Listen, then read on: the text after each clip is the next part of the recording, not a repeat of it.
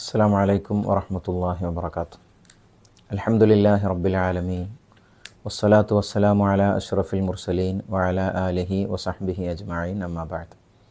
ഏറ്റവും ബഹുമാനം നിറഞ്ഞ മുഅ്മിനീങ്ങളെ, മുഅ്മിനാത്തുകളെ, റമളാൻ ആത്മീയതയുടെ അമൃതകാലം എന്ന ശീർഷകത്തിൽ കുവൈത്ത് കേരള ഇസ്ലാമിക് കൗൺസിൽ നടത്തുന്ന റമളാൻ ക്യാമ്പയിനിൻ്റെ ഭാഗമായുള്ള ഓൺലൈൻ വിജ്ഞാന സദസ്സിലാണ് നമ്മൾ ഓരോരുത്തരുമുള്ളത്. പരിശുദ്ധമായ റമളാനിൽ നമ്മൾ അനുഷ്ഠിച്ച എല്ലാ അഅ്മാലു സ്വാലിഹാത്തുകളും അള്ളാഹു റമളാനിൽ നമുക്ക് വാഗ്ദാനം ചെയ്തിട്ടുള്ള എല്ലാ ഇരട്ടി പ്രതിഫലങ്ങളും നൽകി നമ്മളെയൊക്കെ അനുഗ്രഹിക്കുകയും അള്ളാഹുവിൻ്റെ ജന്നാത്തുൽ ഫിർദൗസിൽ ഒരുമിച്ച് കൂട്ടി സന്തോഷിപ്പിക്കുകയും ചെയ്യട്ടെ, ആമീൻ എന്ന് ആമുഖമായി ദുആ ചെയ്യുകയാണ്. പരിശുദ്ധ റമളാൻ അതിവേഗം നമ്മളിൽ നിന്ന് വിട പറയുകയാണ്. റമളാനിലെ ഏറ്റവും ഓർമ്മിക്കപ്പെടേണ്ടതും നമ്മുടെയൊക്കെ വിശ്വാസികളായ നമ്മുടെയൊക്കെ മനസ്സിൽ ഏറ്റവും വലിയ ആവേശവും നമുക്കൊക്കെ അഭിമാനവുമായ ഒരു ചരിത്ര സംഭവം നടന്ന ദിനരാത്രങ്ങളിലൂടെയാണ് നമ്മൾ കടന്നുപോയിക്കൊണ്ടിരിക്കുന്നത്. മഹത്തായ ബദർ യുദ്ധം നടന്ന റമളാൻ 17 ദിവസങ്ങൾ. റമളാൻ 4 അള്ളാഹുവിൻ്റെ റസൂൽ സല്ലല്ലാഹു അലൈഹി വസല്ലമ തങ്ങളും സഹാബത്തും ബദറിനെ ലക്ഷ്യമാക്കിക്കൊണ്ട് യാത്ര തിരിക്കുന്നത് എന്ന് ചരിത്രത്തിൽ കാണാൻ സാധിക്കും. എന്തുകൊണ്ട് ബദർ ചരിത്രത്തിൽ ഇത്രമേൽ ഓർമ്മിക്കപ്പെടുന്നു? ഒരുപാട് സമൂഹങ്ങൾ മുഹമ്മദ് നബി സല്ലല്ലാഹു അലൈഹി വസല്ലമ തങ്ങളുടെ മുമ്പും ശേഷവുമുള്ള ഒരുപാട് കാലങ്ങൾ സമൂഹങ്ങൾ ഇവിടെ കടന്നുപോയിട്ടുള്ളതൊക്കെ പലതരത്തിലുള്ള സമരങ്ങളിലൂടെയും യുദ്ധങ്ങളിലൂടെയും ഒക്കെയാണ്. ഈ സമരങ്ങളിൽ നിന്നും യുദ്ധങ്ങളിൽ നിന്നുമൊക്കെ വ്യത്യസ്തമായി എന്തുകൊണ്ട് ബദർ ഇന്നും ഓർമ്മിക്കപ്പെടുന്നു? എന്തുകൊണ്ട് ബദരീങ്ങൾ ഓർമ്മിക്കപ്പെടുന്നു? ഇത് ഒരു വിശകലനത്തിന് വിധേയമാക്കേണ്ട കാര്യമാണ്. അത് നമ്മൾ വിശദീകരിച്ച് പഠിക്കുമ്പോൾ, അത് വിശകലനം ചെയ്തു നോക്കുമ്പോൾ നമുക്ക് മനസ്സിലാകുന്ന ചില പാഠങ്ങൾ, ബദർ നമുക്ക് നൽകുന്ന ചില സന്ദേശങ്ങളുണ്ട്. അത് പങ്കുവെക്കലാണ് ഇന്നത്തെ ക്ലാസ് കൊണ്ട് ഉദ്ദേശിക്കുന്നത്. അള്ളാഹു അനുഗ്രഹിക്കട്ടെ, ആമീൻ എന്ന് ആമുഖമായി ദുആ ചെയ്യുന്നു. നമുക്കൊക്കെ അറിയാം, ബദർ യുദ്ധം ഒരു അനിവാര്യതയുടെ യുദ്ധമായിരുന്നു. മഹാനായ നബി കരീം സല്ലല്ലാഹു അലൈഹി വസല്ലമ തങ്ങൾ ജനിച്ചതും വളർന്നതും ഏറെ ഇഷ്ടപ്പെട്ടതുമൊക്കെ മക്കയെയാണ്. മക്കയിൽ ജനിച്ചു വളർന്ന 40-ാമത്തെ വയസ്സിൽ പ്രവാചകരായി നുബുവത്ത് ലഭിച്ചു. ആ നുബുവത്ത് ലഭിക്കുന്നത് വരേക്കും ഒരുപാട് അക്രമങ്ങൾ സഹിക്കേണ്ടി വന്നിട്ടുണ്ട്. സത്യത്തിൻ്റെ കൂടെ നിലകൊണ്ടതിനാൽ നുബുവത്ത് ലഭിക്കുകയും തൗഹീദ് പ്രചരിപ്പിക്കാൻ തുടങ്ങുകയും ചെയ്തപ്പോഴത്തേക്ക് സ്വന്തം കുടുംബത്തിൽ നിന്നും അല്ലാതെയുമൊക്കെയായി ഒരുപാട് മർദ്ദനങ്ങളും ഒരുപാട് പീഡനങ്ങളും സഹിക്കേണ്ടി വന്നു. കൂടെയുള്ള ആളുകളെയൊക്കെ ആക്രമിച്ചു. അവർ അക്രമം സഹിക്കവയ്യാതായപ്പോൾ നബി സല്ലല്ലാഹു അലൈഹി വസല്ലമ തങ്ങളോട് അനുവാദം ചോദിച്ചു, നബിയെ, ഞങ്ങളുടെ നാട്ടിൽ നിൽക്കാൻ ഞങ്ങൾക്ക് സാധിക്കുന്നില്ല, ഞങ്ങൾ എവിടേക്കെങ്കിലും പോകട്ടെ. ഒരുപാട് പേർക്ക് നബി തങ്ങൾ സമ്മതം കൊടുത്തു. കുറേ ആളുകൾ എത്യോപ്യയിലേക്ക് പലായനം ചെയ്തു. മറ്റൊരുപാട് ആളുകൾ മദീനയിലേക്ക് പോയി. എല്ലാം ഇട്ടെറിഞ്ഞാണ് പോയത്. അവർക്ക് വലിയ സമ്പത്തുണ്ടായിരുന്നു, ഭൂസ്വത്തുക്കളുണ്ടായിരുന്നു, തോട്ടങ്ങളുണ്ടായിരുന്നു. എല്ലാം മക്കയിൽ ഇട്ടേച്ചുകൊണ്ട് അള്ളാഹുവിൻ്റെ പരിശുദ്ധ ദീനിനെ സംരക്ഷിക്കാൻ വേണ്ടി ദീൻ വിശ്വസിച്ചതിൻ്റെ പേരിൽ മാത്രം അവർ മക്കയെ ഉപേക്ഷിച്ചുകൊണ്ട് യാത്ര പോകേണ്ടി വന്നു. പിന്നെയും 13 വർഷങ്ങൾ കഴിഞ്ഞു. 53-ാമത്തെ വയസ്സെത്തിയപ്പോൾ നബി സല്ലല്ലാഹു അലൈഹി വസല്ലമ തങ്ങൾക്ക് പോലും മക്കയിൽ നിൽക്കാൻ പറ്റാത്ത സാഹചര്യം വന്നു. അള്ളാഹു അനുവാദം കൊടുത്തു, നബി തങ്ങളെ നിങ്ങളും പൊയ്ക്കോളൂ. അങ്ങനെ നബി തങ്ങൾ അനിവാര്യമായ ഒരു യാത്ര, ഏറെ ഇഷ്ടപ്പെടുന്ന മക്കയോട് യാത്ര പറഞ്ഞുകൊണ്ട് മദീനയിലേക്ക് യാത്ര പോയി. ഹിജ്റയുടെ ഓർമ്മകളൊക്കെ നമ്മളുടെ മനസ്സകങ്ങളിലുണ്ട്. അങ്ങനെയാണ് ഹിജ്റ സംഭവിക്കുന്നത്. ഹിജ്റ പോയി കഴിഞ്ഞതിന് ശേഷം വീണ്ടും മദീനയിലേക്ക് വന്നുകൊണ്ട് നബി സല്ലല്ലാഹു അലൈഹി വസല്ലമ തങ്ങളെ ആക്രമിക്കാൻ ശത്രുക്കൾ തയ്യാറായപ്പോൾ അവിടെയും നിൽക്കാൻ പൊറുതി കൊടുക്കാതെയായപ്പോഴാണ് അള്ളാഹു സുബ്ഹാനഹു വ തആല നിങ്ങളിനി യുദ്ധം ചെയ്തോളൂ എന്ന് പറഞ്ഞുകൊണ്ടുള്ള ആയത്തിറക്കി നബി തങ്ങൾക്ക് യുദ്ധത്തിനുള്ള അനുവാദം കൊടുക്കുന്നത്. അങ്ങനെയാണ് അനിവാര്യതയുടെ ഒരു യുദ്ധം നടക്കുന്നത്. അത് തന്നെ യുദ്ധത്തിലേക്ക് നയിച്ച സാഹചര്യങ്ങൾ എന്തൊക്കെയായിരുന്നു നമുക്കറിയാം. ഈ മക്കയിൽ നിന്ന് മദീനയിലേക്ക് പലായനം ചെയ്ത ഒട്ടനേകം മുസ്ലിമീങ്ങളുടെ സമ്പത്ത് മക്കയിലുണ്ട്. ആ സമ്പത്ത് കൊള്ളയടിച്ചുകൊണ്ട് അതുമായി കച്ചവടത്തിന് ഒരു സംഘം യാത്ര തിരിക്കുന്നുണ്ട് എന്ന് നബി തങ്ങൾക്ക് വിവരം കിട്ടിയപ്പോൾ അബൂ സുഫിയാൻ്റെ നേതൃത്വത്തിൽ മദീന വഴി സിറിയയിലേക്ക് പോകുന്ന കച്ചവട സംഘം നബി തങ്ങൾ സഹാബാക്കളോട് പറഞ്ഞു, ആ കച്ചവട സംഘത്തെ നമുക്ക് തടുക്കേണ്ടതുണ്ട്. അത് നമ്മുടെ സ്വത്താണ്.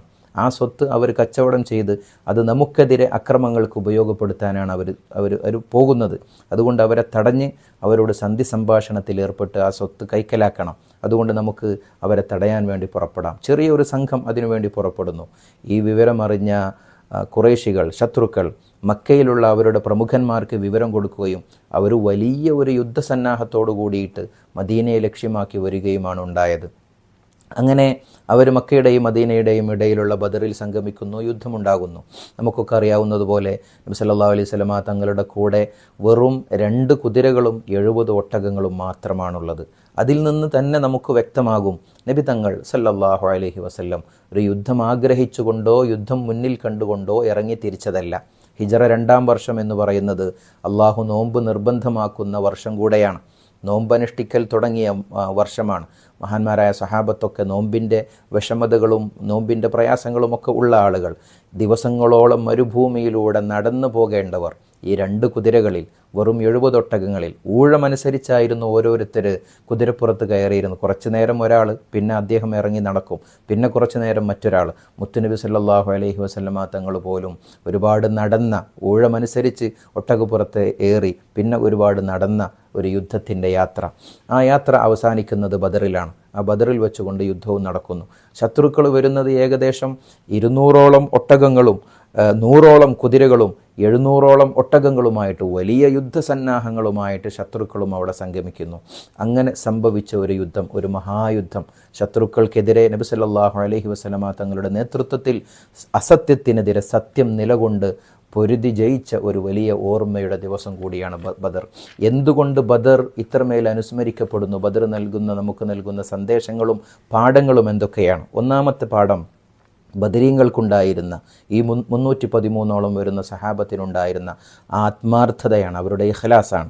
നമുക്കൊക്കെ അറിയാം, അവരുടെ മനസ്സിൽ യുദ്ധത്തിന് വേണ്ടി യുദ്ധത്തിലേക്കുള്ള ഒരു സാഹചര്യം എത്തിയപ്പോൾ, യുദ്ധം അനിവാര്യമാണെന്നുള്ള ഒരു സാഹചര്യം എത്തിയപ്പോൾ പോലും ഒട്ടുമേ അവർക്ക് ഭയമുണ്ടായിരുന്നില്ല. അവർ പിന്തിരിഞ്ഞോടിയില്ല. നബി തങ്ങളോട് അവർ ഞങ്ങളെ ഇതിന് കിട്ടില്ല എന്ന് പറഞ്ഞില്ല. ആത്മാർത്ഥമായി അവരുടെ മുമ്പിൽ ഒരേ ഒരു ലക്ഷ്യം മാത്രമേ ഉണ്ടായിരുന്നുള്ളൂ, ഈ ദീൻ ഇവിടെ നിലനിൽക്കണം. അള്ളാഹുവിൻ്റെ റസൂൽ സല്ലല്ലാഹു അലൈഹി വസല്ലമ തങ്ങൾ കൊളുത്തിവെച്ച ഈ പ്രകാശം ഇവിടെ അണയാതെ നിൽക്കണം. അതുകൊണ്ട് സത്യം പറഞ്ഞാൽ ഒരു യുദ്ധം ജയിച്ചു കഴിഞ്ഞാൽ അതിൽ നിന്ന് ലഭിക്കുന്ന യുദ്ധാർജിത സ്വത്തുക്കൾ ഗനീമത്തെന്ന് അതിന് പറയും. ആ ഗനീമത്ത് യുദ്ധത്തിൽ പങ്കെടുത്തവർക്കൊക്കെ വിഹിതം വെച്ച് കൊടുക്കും. ഒരുപാട് സ്വത്തുണ്ടാകും. ആ സ്വത്തുക്കളൊക്കെ ലഭിക്കും എന്നുള്ളത് അറിയുന്നത് പോലും ബദറിന് ശേഷമുള്ള സമയങ്ങളിലാണ്. കാരണം ബദർ ആദ്യത്തെ ഒരു സായുധ സമരമാണല്ലോ. അതുകൊണ്ട് അതിൽ സഹാബാക്കൾക്ക് അതുപോലും അറിയില്ല. അല്ലെങ്കിൽ നമുക്ക് അങ്ങനെ അനുമാനിക്കാം, അത് കിട്ടാനാണ് സഹാബാക്കളൊക്കെ ഇറങ്ങിത്തിരിച്ചത് എന്ന്. അതുപോലും അവരുടെ മനസ്സിലുണ്ടായിരുന്നില്ല. ഒരേ ഒരു ചിന്ത, ഈ ദീൻ ഇവിടെ നിലനിൽക്കണം. അതുകൊണ്ട് തന്നെയാണ് നബി സല്ലല്ലാഹു അലൈഹി വസല്ലമ തങ്ങൾ യുദ്ധത്തിൻ്റെ ചർച്ച നടത്തിയപ്പോൾ മഹാനായ മിഖ്ദാദ് റളിയല്ലാഹു അൻഹു, മുഹാജിറുകളിൽപ്പെട്ട പ്രമുഖനാണ്, അദ്ദേഹം നബി തങ്ങളോട് പറഞ്ഞു, നബിയെ, നിങ്ങൾ ഒരിക്കലും സംശയിക്കേണ്ട, ശങ്കിക്കേണ്ട, ആശങ്കപ്പെടേണ്ട. മഹാനായ മൂസാ നബി അലൈഹിസ്സലാമിനോട് അവിടുത്തെ അനുയായികൾ പറഞ്ഞതുപോലെ, മൂസാ, നിങ്ങളും നിങ്ങളുടെ ദൈവവും പോയി യുദ്ധം ചെയ്തോളൂ, ഞങ്ങളെ ഈ പണിക്ക് കിട്ടില്ല എന്ന് ഞങ്ങൾ ആരും അങ്ങയോട് പറയില്ല. അങ്ങ് എന്തു പറഞ്ഞാലും ഞങ്ങൾ കൂടെയുണ്ടാകും. അതുകൊണ്ട് ധൈര്യമായിട്ട് ഇറങ്ങിക്കോളൂ എന്ന് മുത്തുനബിയോട് ആത്മാർത്ഥമായി പറഞ്ഞ വാക്കുകൾ. പിന്നെയും നബി തങ്ങൾ ചോദ്യം ആവർത്തിക്കുകയാണ്, എന്ത് ചെയ്യണം സഹാബത്തെ, നിങ്ങൾ പറയൂ. സഹാബത്ത് ആലോചിച്ചു, ഞങ്ങൾ പറഞ്ഞല്ലോ, മറുപടി പറഞ്ഞല്ലോ, പിന്നെയും എന്തേ മുത്തുനബി ചോദിക്കുന്നു. അങ്ങനെ മഹാന്മാരായ അൻസാറുകളുടെ, നബിതങ്ങൾ മക്കയിൽ നിന്ന് മദീനയിലേക്ക് വന്നവരാണ്. ആ മദീനയിൽ നിന്നാണ് ഒരു യുദ്ധത്തിന് പോകുന്നത്. അതുകൊണ്ട് മദീനക്കാണ് അതിൻ്റെ ആഫ്റ്റർ എഫക്ട്സ്, അതല്ലെങ്കിൽ അനന്തരഫലങ്ങൾ അനുഭവിക്കേണ്ടവർ മദീനക്കാരാണ്. യുദ്ധത്തിൽ ജയിച്ചാലും തോറ്റാൽ പിന്നെ മദീനയിലേക്ക് അക്രമങ്ങൾ കൂടും, ജയിച്ചാൽ വീണ്ടും അതിന് പ്രതികാരത്തിന് വരും. ഇതൊക്കെ മദീനക്കാർക്കൊരു ബുദ്ധിമുട്ടുണ്ടാകരുത്. അതുകൊണ്ട് മദീനക്കാരുടെ മറുപടി ലഭിക്കണം. സഅദ് ബിനു മുആദ് റളിയല്ലാഹു അൻഹു എന്ന് പറയുന്ന അൻസാറുകളുടെ നേതാവ് എഴുന്നേറ്റ് നിന്ന് ചോദിച്ചു, നബിയെ, മറുപടി പറഞ്ഞല്ലോ, വീണ്ടും വീണ്ടും ചോദിക്കുന്നത് അങ്ങ് ഞങ്ങളുടെ മറുപടി പ്രതീക്ഷിച്ചിട്ടാണോ? നബി തങ്ങൾ പറഞ്ഞു, അതെ, നിങ്ങളുടെ മറുപടിയാണ് വേണ്ടത്. സഅദ് ബിൻ മുആദ് റളിയല്ലാഹു അൻഹു നബി തങ്ങളോട് പറഞ്ഞു, നബിയെ, ആർത്തലച്ചു വരുന്ന തിരമാലകളുള്ള ഒരു കടലിലേക്ക് നിങ്ങൾ ചാടൂ എന്ന് പറഞ്ഞാൽ ഒന്നടങ്കം ചാടാൻ ഞങ്ങൾ തയ്യാറാണ് നബിയെ. അതുകൊണ്ട് ഞങ്ങളുടെ വിഷയത്തിൽ അങ്ങ് ഒരിക്കൽ പോലും സംശയിക്കേണ്ടതില്ല, അങ്ങയുടെ കൂടെ ഞങ്ങളുണ്ട്, ധൈര്യമായിട്ട് ഇറങ്ങിക്കോളൂ എന്ന് പറഞ്ഞപ്പോഴാണ് നബി തങ്ങൾ ഇറങ്ങുക. നോക്കൂ അവരുടെ ആത്മാർത്ഥത, അവരുടെ ഇഖ്ലാസ്. ബദർ നമുക്ക് നൽകുന്ന വലിയൊരു സന്ദേശം അതാണ്. ഒരു കാര്യം, പരിശുദ്ധ ദീനിൻ്റെ വിഷയത്തിൽ നമ്മൾ കാണിക്കേണ്ട ആത്മാർത്ഥത തീർച്ചയായും നമുക്കൊക്കെ ഈ ലോകത്ത് നമ്മൾ എന്നുമെന്നും അനുസ്മരിക്കപ്പെടാനും വലിയ വിജയങ്ങൾ ലഭിക്കാനും കാരണമാകുമെന്നുള്ള ഒന്നാമത്തെ പാഠം. രണ്ടാമത്തെ കാര്യം അവരുടെ ആദർശബോധമായിരുന്നു. അവരുടെ മനസ്സിൽ പരിശുദ്ധ ദീനുൽ ഇസ്ലാം എന്ന് പറയുന്ന ഈ തൗഹീദിൻ്റെ ആദർശത്തെക്കാൾ അപ്പുറത്തേക്ക് അവരുടെ ബന്ധങ്ങളോ അവരുടെ കൂട്ടുകെട്ടുകളോ ചങ്ങാത്തങ്ങളോ ഒന്നും ഉണ്ടായിരുന്നില്ല എന്നുള്ളതാണ്. അതുകൊണ്ടാണ് മഹാനായ അബൂ ഉബൈദ റളിയല്ലാഹു അൻഹു, അദ്ദേഹത്തിൻ്റെ ശത്രുപക്ഷത്തുണ്ടായിരുന്ന ആളുകളിൽ സ്വന്തം പിതാവുണ്ട്, സ്വന്തം ബാപ്പയുണ്ട്. ആ ബാപ്പ അബൂ ഉബൈദ റളിയല്ലാഹു അൻഹുവിൻ്റെ ആദർശത്തിനെതിരാണ്, പ്രകോപിപ്പിച്ചു. ഒരുപാട് സ്വന്തത്തെ കുറ്റം പറഞ്ഞു, അബൂ ഉബൈദയെ കുറ്റം പറഞ്ഞു, സ്വന്തം ഉമ്മാനെ കുറ്റം പറഞ്ഞു. പ്രകോപിതനായില്ല, ഒന്നും പ്രതികരിച്ചില്ല. പിന്നെ പരിശുദ്ധ ദീനുൽ ഇസ്ലാമിനെയും മുത്തുനബി സല്ലല്ലാഹു അലൈഹി വസല്ലം തങ്ങളെയും കുറ്റം പറഞ്ഞപ്പോൾ, സ്വന്തം ആദർശത്തിൽ കയറി കളിച്ചപ്പോൾ അബൂ ഉബൈദ റളിയല്ലാഹു അൻഹുവിന് സ്വന്തം പിതാവിനെ വാളിനിരയാക്കേണ്ടി വന്നു. അവരുടെ ആദർശബോധം അതുപോലെ തന്നെയാണ്. സ്വന്തം പിതാവായ ഉത്തുബയുടെ മൃതശരീരം യുദ്ധം കഴിഞ്ഞതിന് ശേഷം ഉത്തുബയുടെ മൃതശരീരം യുദ്ധക്കളത്തിൽ കണ്ടപ്പോൾ മഹാനായ അബൂ ഹുദൈഫ റളിയല്ലാഹു അൻഹുവിന് ഒരു തരിമ്പ് പോലും ദുഃഖം തോന്നാതിരുന്നത്, എൻ്റെ പിതാവാണെങ്കിൽ പോലും അദ്ദേഹം എൻ്റെ ആദർശത്തിൻ്റെ വിരുദ്ധതയിലുള്ള വൈരുദ്ധ്യമുള്ള ആളാണ്, അതുകൊണ്ട് എൻ്റെ ആദർശത്തിന് മുമ്പിൽ ബന്ധങ്ങളോ മറ്റോ ഒന്നും ഒരു വിഷയമേ അല്ല എന്നുള്ളത് അവരുടെ ആദർശബോധത്തെ. അതുകൊണ്ട് നമുക്ക് ബദർ നൽകുന്ന വലിയൊരു പാഠമാണ് നമ്മുടെ ആദർശം. ആ ആദർശത്തിൻ്റെ കാര്യത്തിൽ ഒരു വിട്ടുവീഴ്ചക്കും തയ്യാറാകരുത് എന്നുള്ള വലിയ പാഠം. മൂന്നാമത്തെ ബദർ നൽകുന്ന വലിയൊരു സന്ദേശം എന്ന് പറയുന്നത്, പക്വതയുള്ള ഒരു നേതാവിൻ്റെ കീഴിൽ അനുസരണയോടുകൂടി നിന്നാൽ ലഭിക്കുന്ന വലിയ വിജയം എന്നുള്ള ഒരു വലിയ സന്ദേശം. നമുക്കൊക്കെ അറിയാം, സത്യത്തെ ആക്രമിക്കാൻ ഒരുങ്ങുന്ന ഈ ആളുകൾക്കെതിരെ മഹാനായ നബി സല്ലല്ലാഹു അലൈഹി വസല്ലം തങ്ങൾ പറഞ്ഞത്, അവരുടെ സാമ്പത്തിക സ്രോതസ്സ് നശിപ്പിച്ചാലേ നമുക്ക് ഇവിടെ സ്വസ്ഥമായിട്ട് ജീവിക്കാൻ സാധിക്കുകയുള്ളൂ. അതുകൊണ്ടാണ് ആ കച്ചവട സംഘത്തെ തടുക്കാനും സന്ധി സംഭാഷണത്തിനുമൊക്കെ നബി സല്ലല്ലാഹു അലൈഹി വസല്ലം തങ്ങൾ പ്ലാൻ ചെയ്തത്. എന്നാൽ ആ അനുയായികൾക്ക് ഒരു നേതാവ് പക്വതയോടുകൂടി അവർക്ക് കൂടുതൽ ആവേശം നൽകി, ആ യുദ്ധത്തിൻ്റെ പരിണിത ഫലങ്ങളും യുദ്ധത്തിൽ ഷഹീദായാൽ കിട്ടുന്ന പ്രതിഫലങ്ങളും വിജയിച്ചാൽ ലഭിക്കുന്ന വലിയ നേട്ടങ്ങളും ഒക്കെ ഇങ്ങനെ വിവരിച്ചു കൊടുത്ത് അവരുടെ ഉള്ളിൽ ആവേശം നിറച്ചു കൊടുത്തുകൊണ്ടിരുന്ന ഒരു മഹാനായ നേതാവിനെ ബദറിൻ്റെ നേതൃത്വത്തിൽ നമുക്ക് കാണാം. മുത്തുനബി സല്ലല്ലാഹു അലൈഹി വസല്ലം തങ്ങളെ സ്വർഗം ഇങ്ങനെ വിവരിച്ചു കൊടുത്തുകൊണ്ട്, വസാരിഉ ഇലാ മഗ്ഫിറത്തും മിർ റബ്ബിക്കും, നിങ്ങൾ അള്ളാഹുവിൻ്റെ മഗ്ഫിറത്തിലേക്ക് വേഗം വന്നോളൂ, നിങ്ങൾക്ക് ലഭിക്കുന്നത് സ്വർഗമാണെന്നുള്ള കാര്യങ്ങളൊക്കെ ഇങ്ങനെ പറഞ്ഞു കൊടുത്തുകൊണ്ടിരുന്നപ്പോൾ ആ സദസ്സിൽ കാരക്ക തിന്നുകൊണ്ടിരുന്ന മഹാനായ ഉമൈർ റളിയല്ലാഹു തആല അൻഹു ആ കാരക്ക പോലും അവിടെ വലിച്ചെറിഞ്ഞ്, ഇത് തീർക്കാൻ പോലും ഇനി എനിക്ക് സമയമില്ല, ഞാൻ എൻ്റെ സ്വർഗം എൻ്റെ മനസ്സിൽ കാണുന്നു, ആ കാണുന്ന സ്വർഗത്തിലേക്ക് എനിക്ക് പോകാൻ വലിയ തിടുക്കമാകുന്നു എന്ന് പറഞ്ഞുകൊണ്ട് രണാങ്കണത്തിലേക്ക് എടുത്തു ചാടുന്ന മഹാനായ സഹാബിയെ നമുക്ക് കാണാൻ സാധിക്കും. നബി സല്ലല്ലാഹു അലൈഹി വസല്ലം തങ്ങളുടെ ടെൻറ്റിന് മുമ്പിൽ നബി തങ്ങൾക്ക് പ്രത്യേകം ഒരു ഖൈമ ഉണ്ടാക്കി കൊടുത്തിരുന്നു.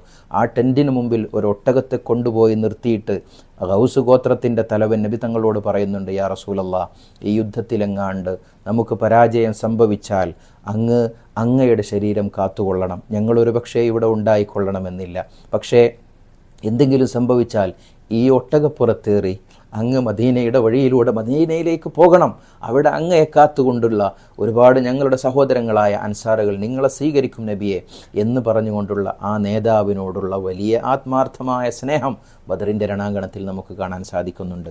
നമുക്കൊരു നേതൃത്വമുണ്ടെങ്കിൽ ആത്മാർത്ഥമായി അവരെ പിൻപറ്റേണ്ടതിൻ്റെ ആവശ്യകത ബദർ നമുക്ക് സമ്മാനിക്കുന്നുണ്ട്, ആ സന്ദേശം നമുക്ക് നൽകുന്നുണ്ട്. അതുപോലെ തന്നെ ഇത്ര വലിയൊരു യുദ്ധം നടക്കുമ്പോഴും അനിവാര്യതയുടെ യുദ്ധമാണെങ്കിൽ പോലും നിങ്ങളതിൽ അതിര് ലംഘിക്കരുത് എന്ന് അല്ലാഹു സുബ്ഹാനഹു വ തആല തന്നെ ഖുർആനിലൂടെ അല്ലാഹു പറയുന്നു, വഖാതിലു ഫീ സബീലില്ലാഹി അല്ലദീന യുഖാതിലൂനകും വലാ തഅതദു, നിങ്ങളോട് യുദ്ധം ചെയ്യാൻ വരുന്നവരോട് നിങ്ങൾ യുദ്ധം ചെയ്തോളൂ, തിരിച്ച് നിങ്ങൾ ആക്രമിക്കാൻ വന്നാൽ പ്രതിരോധിച്ചോളൂ, പക്ഷേ എന്നാൽ പോലും വലാ തഅതദു, നിങ്ങൾ അതിര് ലംഘിക്കരുത്, അതിർ ലംഘിച്ചുകൊണ്ടൊന്നും ചെയ്യരുത്. ഇന്നല്ലാഹ ലാ യുഹിബ്ബുൽ മുഅ്തദീൻ എന്ന് അല്ലാഹു പരിശുദ്ധ ഖുർആനിൽ പറയുന്നുണ്ട്. അതുകൊണ്ട് തന്നെ യുദ്ധം കഴിഞ്ഞ് യുദ്ധത്തിൽ വലിയ വിജയം നേടിയപ്പോഴും ഈ ആത്മാർത്ഥതയുടെ പ്രതിഫലം എന്നോളം, ആത്മാർത്ഥതയുടെ ഒരു വലിയ തിക്തഫലമെന്നോണം അല്ലാഹു സുബ്ഹാനഹു വ തആല ആകാശലോകത്ത് നിന്ന് മലക്കുകളെ ഇറക്കിയിട്ട് അവരെ സഹായിക്കുന്നുണ്ട്. ഒരുപാട് സംഘം മലക്കുകൾ ഇറങ്ങിയിട്ടാണ് ബദറിൽ വലിയ യുദ്ധം. ഈ 313 ആയിരങ്ങളോട് വലിയ യുദ്ധസന്നാഹങ്ങളുമായിട്ട് വന്ന ആയിരങ്ങളോട് യുദ്ധം ജയിക്കുന്നത് തന്നെ അവരുടെ ഈ വലിയ ആത്മാർത്ഥതയുടെ ഫലമാണ്. അങ്ങനെ ജയിച്ചു നിന്നപ്പോൾ, യുദ്ധത്തിൽ വിജയം വരിച്ചപ്പോൾ സഹാബാക്കളിൽപ്പെട്ട പലരും ശത്രുക്കളിൽപ്പെട്ട പലരെയും യുദ്ധത്തടവുകാരായിട്ട് പിടിക്കപ്പെട്ടിട്ടുണ്ട്. അവർ നബി തങ്ങളോട് പറയുന്നൊരു, നബിയെ എല്ലാവരെയും കൊന്നുകളയാം, അവരെയൊക്കെ നമുക്ക് വധിച്ചു കളയാം, അവരത്രമേൽ നമ്മളെ ബുദ്ധിമുട്ടിച്ചവരാണ്. നബി സല്ലല്ലാഹു അലൈഹി വസല്ലം തങ്ങൾ അള്ളാഹുവിൻ്റെ ഈ ആയത്തോതിയിട്ട് വലാ തഅ്തദു, നിങ്ങൾ അതിര് ലംഘിക്കരുതേ, അവർ നമ്മളുടെ യുദ്ധത്തടവുകാരാണ്, നിങ്ങൾക്ക് എന്തും ചെയ്യാം, പക്ഷേ അത് ചെയ്യരുത്. നബി തങ്ങൾ ചെയ്തത് മോചനദ്രവ്യം വാങ്ങിയിട്ട് പൈസ മേടിച്ചിട്ട് അതിലുള്ള ഒരുപാട് ആളുകളെ റിലീസാക്കി, ഒഴിവാക്കി, സ്വതന്ത്രരാക്കി. പൈസ കയ്യിലില്ലാത്ത ആളുകളെ മദീനയിലെ പാവപ്പെട്ടവർക്ക് അക്ഷരവിദ്യാഭ്യാസം കൊടുക്കാൻ വേണ്ടിയിട്ട് ഏർപ്പാട് ചെയ്ത് അവരെയും യുദ്ധത്തടവിൽ നിന്ന് മോചിപ്പിക്കുകയാണ് ഉണ്ടായത്. എത്ര മനോഹരമായ മാതൃകയാണ് മുത്തുനബി സല്ലല്ലാഹു അലൈഹി വസല്ലം തങ്ങൾ ലോകത്തിന് സമ്മാനിക്കുന്നത്. ഈ ബദർ നമുക്ക് നൽകുന്ന വലിയ ഒരു പാഠം അതാണ്. ഇന്ന് യുദ്ധങ്ങളുടെ കാലഘട്ടമാണ്. ഏത് തരം യുദ്ധമാണെങ്കിലും അതിര് ലംഘിച്ചുകൊണ്ടൊന്നും നിങ്ങൾ സ്ത്രീകളോട്, കുഞ്ഞുങ്ങളോട്, വയസ്സുള്ളവരോട് യുദ്ധത്തിലൊന്നും നിങ്ങൾ അനീതി പ്രവർത്തിക്കരുതേ എന്ന് മഹാന്മാരായ സഹാബത്തിനോട് നിർദ്ദേശിക്കുന്ന ഒരു വലിയ നേതാവിനെ ബദറിൽ നമുക്ക് കാണാൻ സാധിക്കും. അങ്ങനെ ഒരിക്കലും അതിര് ലംഘിക്കരുത് എന്നുള്ള ഒരു വലിയ പാഠം പരിശുദ്ധമായ ബദർ നമുക്ക് നൽകുന്നു.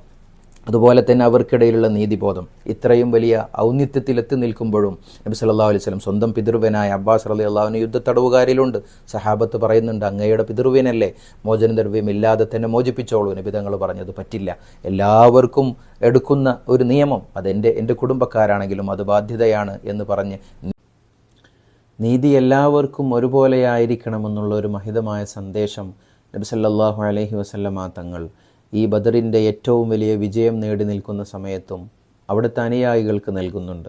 എന്തും മതിമറക്കാവുന്ന ഒരു സമയമായിരുന്നിട്ട് പോലും നീതിനിഷ്ഠയിൽ ഒരു തരത്തിലുള്ള കുറവും വരുത്തരുത് എന്നുള്ള വലിയ സന്ദേശം അത് ബദർ നമുക്ക് നൽകുന്ന ഒരു പാഠമാണ്.